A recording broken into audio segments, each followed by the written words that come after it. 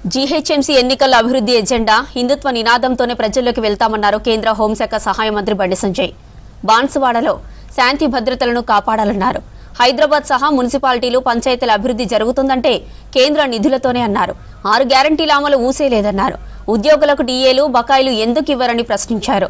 రాష్ట్రంలో బీజేపీ అధికారంలోకి వచ్చిన వెంటనే పంజాబ్ స్వర్ణ దేవాలయం తరహాలో చార్మినార్ భాగ్యలక్ష్మి ఆలయాన్ని గోల్డెన్ టెంపుల్ గా మారుస్తామన్నారు. హిందూ ధర్మాన్ని కాపాడాలనే సంకల్పంతో పనిచేస్తున్నామన్నారు. ఎంపీ ఓవైసీ కళ్లల్లో ఆనందం కోసం హైదరాబాద్ ను 3 ముక్కలు చేశారని ఫైర్ అయ్యారు. పాత బస్తీలో ఓవైసీ కుటుంబ ఆస్తులు పెరుగుతున్నాయే తప్ప ఇక్కడి ప్రజల ముస్లింల బతుకులు బాగుపడ్డాయా అని ప్రశ్నించారు. కుట్రలు చేసిన కరీంనగర్ మహాశక్తి అమ్మవారి భాగ్యలక్ష్మి అమ్మవారి ఆశీస్సులతో కరీంనగర్ మేయర్ పీఠాన్ని కైవసం చేసుకున్నామన్నారు బండి సంజయ్. కొత్తగా ఎన్నికైన కార్పొరేటర్లు కౌన్సిలర్లతో కలిసి పాత బస్తీలోని భాగ్యలక్ష్మి అమ్మవారి ఆలయానికి వెళ్లి ప్రత్యేక పూజలు చేశారు బండి సంజయ్.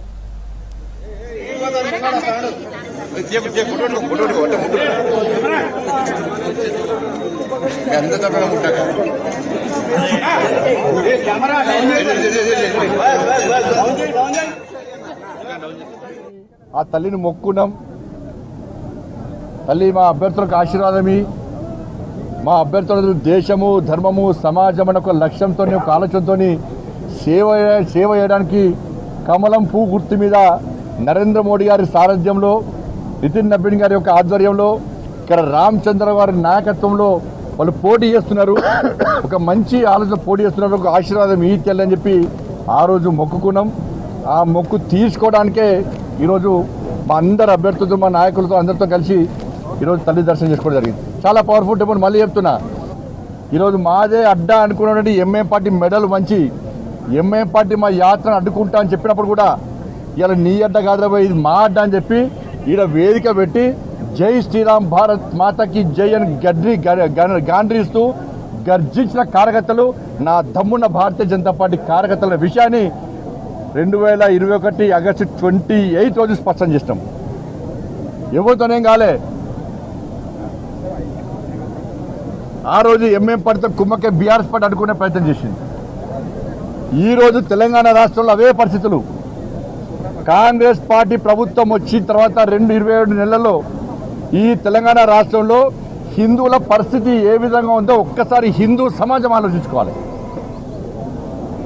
జిహెచ్ఎంసీ ఎన్నికల్లో భారతీయ జనతా పార్టీ అభ్యర్థులు 48 మందిని గెలిపించారు కాబట్టే ఇవాళ అడుగడుగునా మా కార్పొరేటర్లు హిందూ సమాజానికి ఏ ఆపోజిషన్ అడ్డుకున్నారు ఇవాళ. కానీ ఈ రోజు ఏం జరుగుతుందో ఒక్కసారి హిందూ సమాజం ఆలోచించాలి. ఇవాళ కాంగ్రెస్ పార్టీ ఎంఐఎం పార్టీ కుట్రలు పని సిగ్గుండాలే. కాంగ్రెస్ పార్టీలకు బీఆర్ఎస్ పార్టీలకు సిగ్గుండాలే.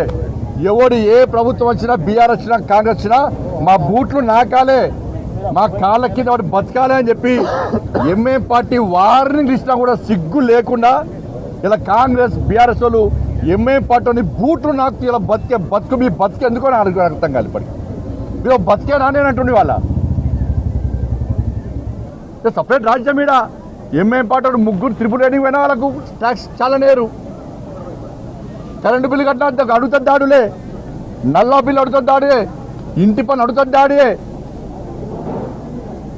పన్నులు మేం కట్టాలి, పైసలు వాళ్ళకు. పదవీ విరమణ పొందిన ముస్లింలు వచ్చి మా పైసలు మాకి చచ్చిపోయేటట్టు ఉండమని చెప్పి 61 మంది చచ్చిపోయారు. ఇప్పటికి వాళ్ళ పైసలు వాళ్ళకి ఇవ్వడానికి పైసలు లేవట. కానీ ముఖ్యమంత్రి శిక్షణ తరగతులు ఏమి ఇవ్వాలి? అరే దేశం కోసం పనిచేయండి, సమాజం కోసం పనిచేయండి, ప్రజలకు సేవ అని చెప్పే ముఖ్యమంత్రి కాదట. 1000 కోట్ల కార్యకర్తలు అందరూ కలిసి డూప్లికేట్ గాంధీ కుటుంబానికి ఇవ్వాలన్నట.